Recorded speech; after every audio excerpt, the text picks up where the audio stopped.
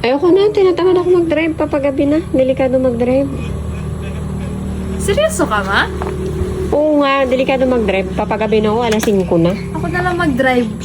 Kung nag-out kasi kanina ng maaga pa eh. Kaya na, ibalik na yung mga gamit dito. Sabi mo si Tip, hindi na tayo magtuloy. Mama, ako na lang ba mag-drive? Marunong naman ako. Uy. Kasi dapat kanina pa, nag-out na tayo ng maaga. Madilim ang maang, hindi makakita ang mata ko paggabi. Ala, are you blind? Ibaba mo na yung mga gamit dun sa sasakyan. Ay, nakaano. No! Ibaba na yung gamit dun sa sasakyan. Ayoko na nga. Maawa ka sa akin gabi, pagod mag-drive. Ako ipa-drive mo eh. Clear yung paligid. Okay na, balik na. Ano na doon, yung mga gamit. Check, bala ka doon. Pero bahala ka dyan, wala kayong mag-drive. No!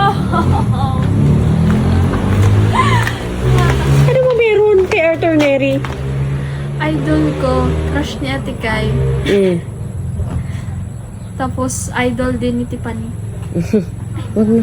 Diyos ko ba? Gabi na. Wala ka na rin aabutan doon pagdating Anong natin gabi, mga alas ma? 9 na. Afternoon pa lang, Mau. Alas 5 na, be. Alas 5. Ano yung alas 5? 5.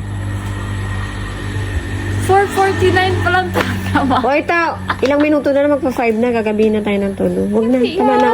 Okay na yan. Sa susunod naman. Inibaba nyo na yung gamit. Hindi na tayo magtuloy. Ha? Hindi nga, Ako Ma. na mag-drive. Papagabi na. Pagod ako. Baba na yung gamit noon.